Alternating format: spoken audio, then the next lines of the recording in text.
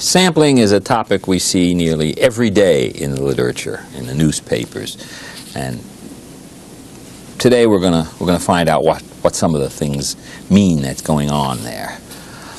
The object in sampling is to obtain an average response, or if you don't like the word average, use typical response, or representative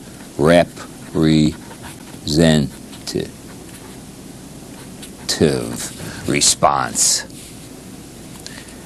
Let's talk first about the simplest way of doing it, random sampling. In random sampling, each person is equally likely to be sampled. That's pretty simple. We talked about that when we talked about what we meant by at random or randomly. We now say random sampling. Well, that means when I randomly sample someone, each person has an equal opportunity. Rather difficult to do, but let's say we've done it. We have a random sample. And what we usually want to do is estimate a proportion. What proportion of the population like the president? So we want to get a percentage or a proportion. Okay, so we're interested in a percentage or a proportion. The estimate, invariably, is the proportion in a sample. If we took a sample and 30% of our sample liked the president, well, then we say his like rating is 30%. I mean, what else can we do? We use the sample proportion to estimate the population proportion. So we've taken a small sample from a great big population. The proportion in our sample is an estimate of the proportion in the whole population.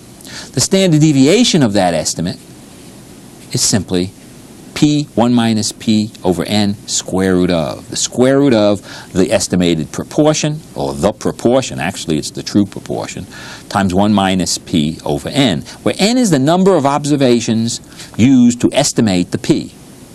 Now, I better stop for a minute and tell you that therein lies a big problem. Many people who do surveys, sampling surveys, do not realize what n is, and it's an n, and they have an n, plug the number in. N is the number of observations used in estimating the parameter you're working with. Let's say I sent out 1,000 questionnaires with lots of questions on it, and this particular question that I'm interested in was answered by 500 out of the 1,000 people. And half of those, 250 of those, said yes. So I would estimate that 50% of the population say yes, because of the people who answered the question, half said yes. I don't know what the people who didn't answer the question was going to answer. So my proportion of those people who answered the question is 50%. I say 50%. Now someone says, give me a plus or minus. Well, I need an n in my formula for plus or minus. What n should I use? Well, I have to use the 500 because it was the 500 people who answered the question. I used them to estimate the proportion. I didn't use the whole 1,000. I used only a part of that whole 1,000. And that's not done frequently. When you see a publication, they'll say, we took a sample of such and such, and of the males, we got this. Of the females, we got that. And they get proportions. And then the plus or minus they give on the proportion is related to the total population. How many people were surveyed. Not how many males or how many females were surveyed. But the proportion has to relate to how many people were in the estimate of P. And that's not the entire survey. So beware of that. Look out for it. Now let's go on and see what we do with that. What we do with it. Remember, this is the proportion times 1 minus the proportion divided by the number of people used to estimate the proportion. Take the square root of. Now what happens is P is unknown. We don't know what P is. And in order to be on the safe side, to be conservative, people like being conservative, use 0.5. See, what's happening is that this function that we had a moment ago, put this down a little, a square root of P times 1 minus P. Let's just look at that part of it. This part is the biggest it can be when P is a half. For any value of P less than a half, this is a little bit smaller than when it's at P of a half. So to be conservative, what they do is they say, all right, since I don't know what P is, let's just let P equal a half. And if you put a half in here, the formula, this formula, divided when you divide by n here, breaks down to this formula. It becomes, see, 0.5 times 0.5 square root of is just 0.5, and the square root of n still stays on the bottom. So what we have is that the standard deviation is no bigger than 0.5 over the square root of n. That's really, it's an upper bound for it, and we're conservative if we use the upper bound. Now, to obtain a confidence interval, or a plus or minus, by the way, this interval is usually called the error margin, or the margin of error. So if you see a survey made, a poll made, and they say, and the margin of error is 3%, it's the plus or minus in the confidence interval that they're talking about when they talk about the error margin or the margin of error. And usually what they use for this survey sampling is 2.5 standard deviations. And remember, one standard deviation was 70%, 2 standard deviations is 90%, 3 standard deviations is more than 99%, 2.5 standard deviations is somewhere between 90 and 99.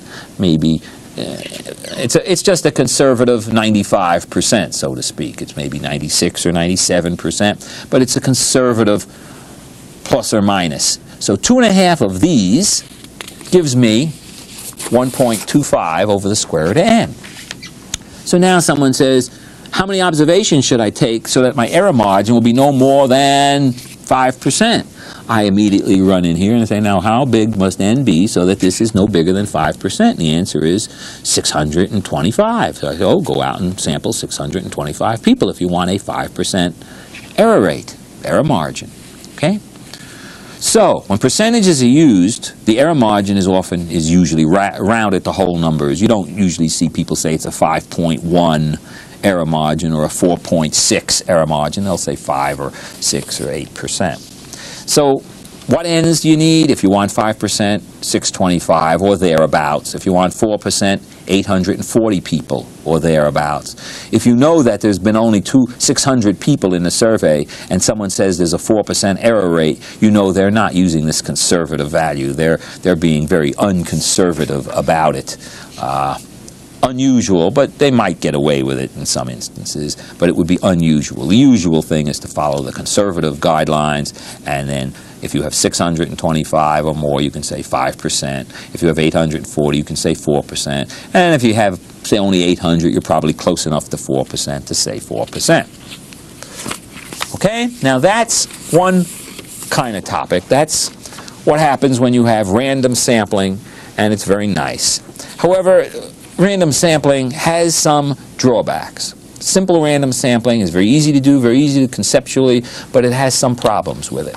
And one of the problems, one of the problems is location.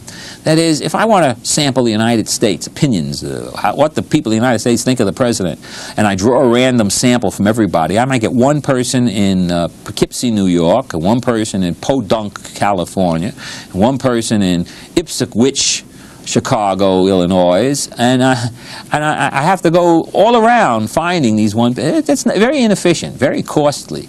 So I'd like to sample lots of people from one place rather than one person from lots of different places. And if I do that, then it's not really a random sample. Because a random sample, everybody has an equal opportunity. And if I sample half my people from Chicago, well then certainly people who aren't in Chicago don't have an opportunity, certainly not as much as the people in Chicago. Another problem with it is that it ignores similarities. It ignores similarities. What do you mean by that? Well, let's take an example. I'll show you why I don't want to ignore similarities. Let's say I have a club with all the tech teams in my club, and I want to get the average weight of everybody in this club. So I'm going to randomly sample everybody's weight. Well, I say to myself, no, wait a minute. If I want to randomly sample everybody's weight, I'd like to get the smallest plus or minus possible. I want to reduce the variability. I can only afford to take 20 people, 20 weights. Well, I notice that the gymnastics team, they may weigh 97 pounds or 96 pounds or maybe 98 pounds. The variability in the gymnastic team is 1 or 2 pounds. And if I took 10 people from that team and I got a 96.8, I'd say big deal. I mean, I could have taken one person and got 97 and I would be within 2 units of it. That's not too bad, especially considering that the football team, There's a 300 pound, 180, 320, 260. I could take 10 people from there, average them up, I might get 250. But the variability within the group is 100 units from that. Well, it would seem to me that if I want to get the average of the football team, I should take as large a sample from that team as possible, because that will reduce the variability. My average will be close to the correct average rather than being too high or too little. Whereas the gymnastics team, I could take 1 or 2 people and still not be off by much. So what I want to do is think of teams that would have similar weights and only take a small number from the ones that have similar weights. If I get a team like the football team that's got very large weights, I want to devote some of the larger portion of my sampling to that one to help reduce its sampling variability. Okay? So one thing that random sampling does not do is take into account the similarity. It totally ignores it. Well, I don't want to do that. So I'm going to do different kind of sampling, and before I do that, let me define 2 terms, 2 words. First one is homogeneity. Homogeneity means similarity. Things that are similar are homogeneous. Homogeneous, homogeneity, that word, homogen, and it's all its kinds.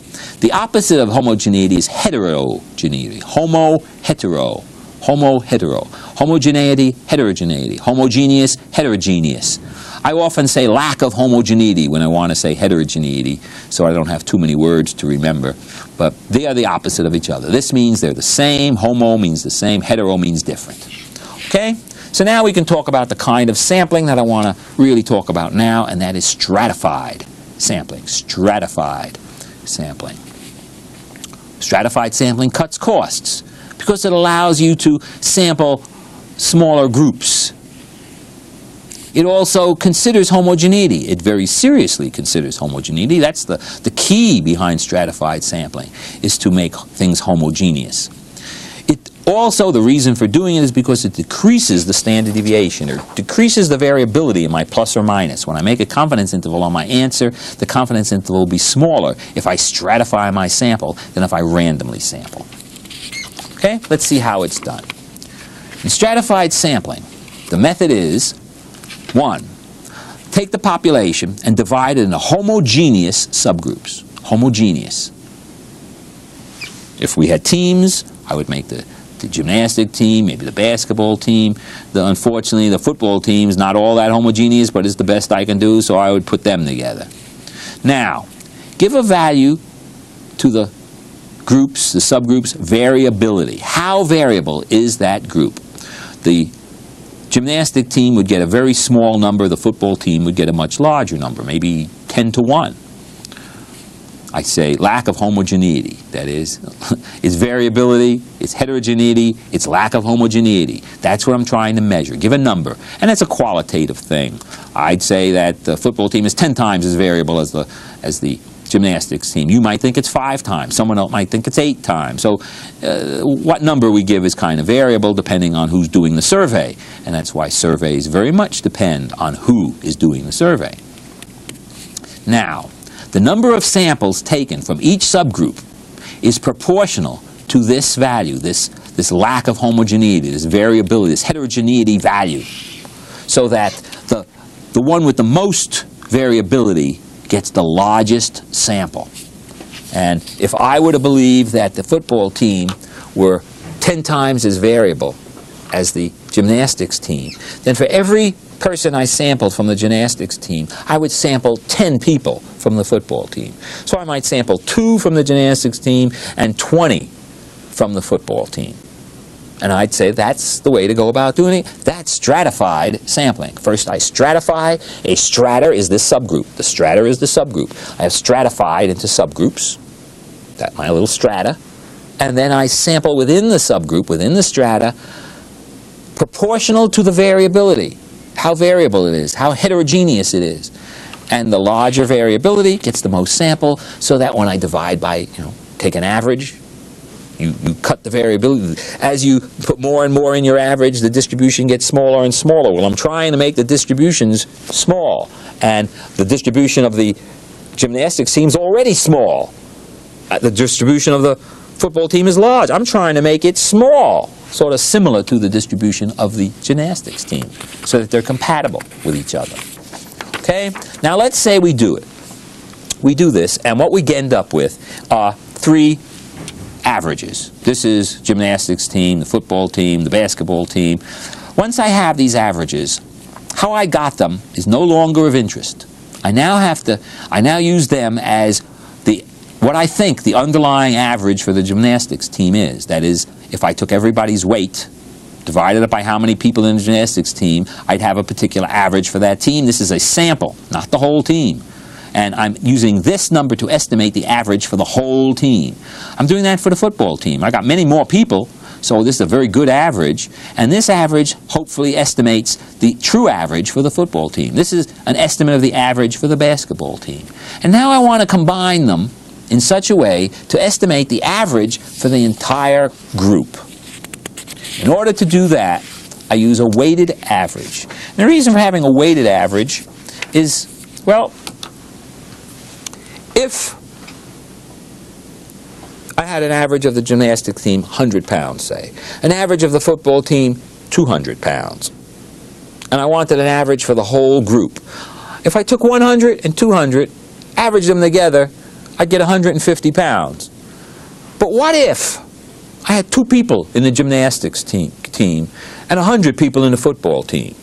Clearly, the average of the whole group is going to be pretty darn close to 200. Those 2 in the gymnastics team hardly count at all. The average for the whole group is going to be pretty close to 200. I have to consider how many people are in each group. This average for the gymnastics team represents only 2 people.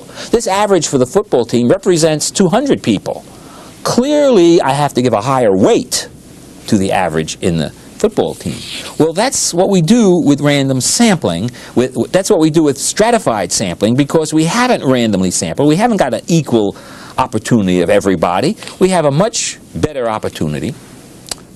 No, let's take that out.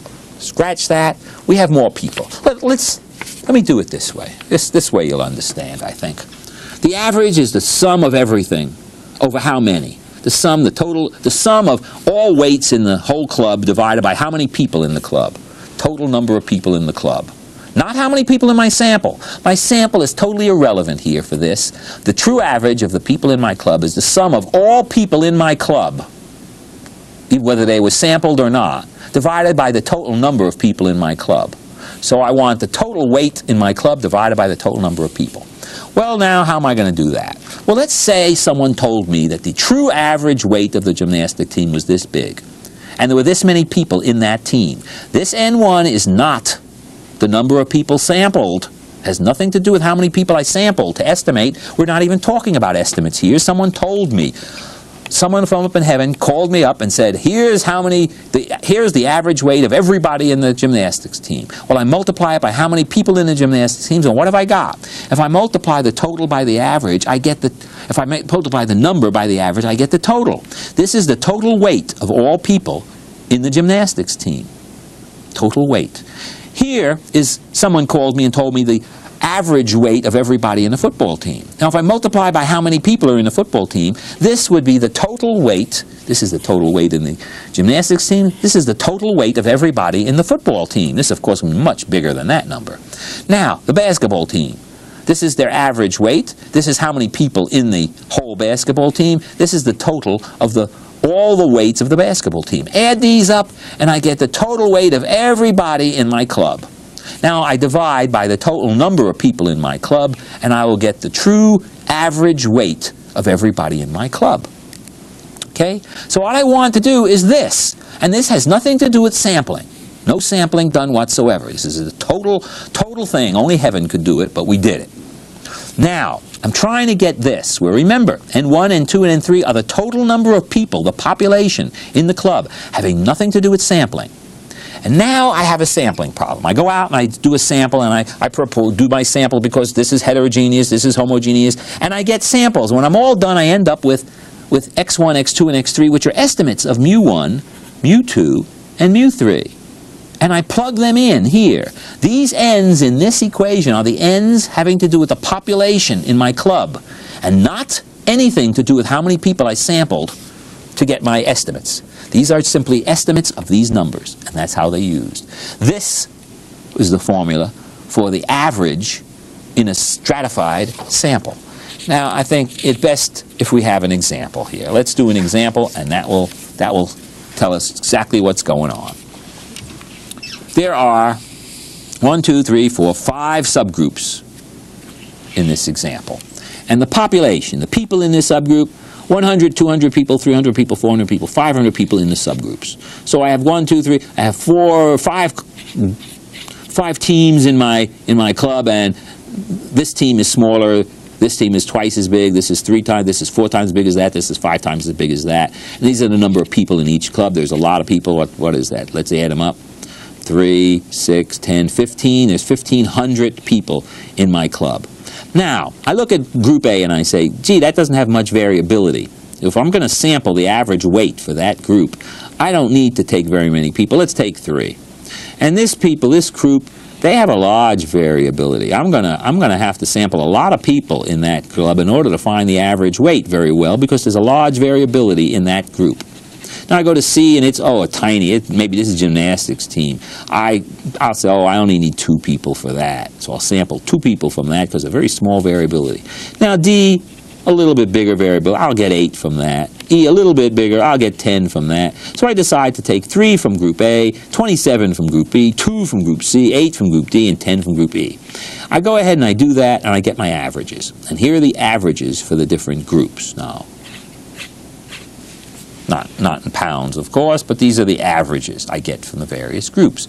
And now I want to find the overall average for my whole club. I don't go back to these numbers. These numbers was used to get these numbers and to try and make the variability in these numbers rather consistent with each other. That's why I took these numbers. And now I'm going to ignore them. And I'm going to use these numbers for my weighted average. I'm going to weight 3.2 by 100. I'm going to weight 2.1 by 200. I'm going to weight 5.7 by 300. I'm going to weight 6.2 by 400. I'm going to weight 4.1 with 500. And I'm going to divide by the total number of people, which is 1,500, and the average turns out to be 4.65. That's the average of these numbers, but it's not a straight average. It's a weighted average, and it's weighted with the population. Okay? So that's how we do random sampling and stratified sampling. And you will be seeing both of these in many, many, many articles that you read. So I hope you understand it a little now. See you next time.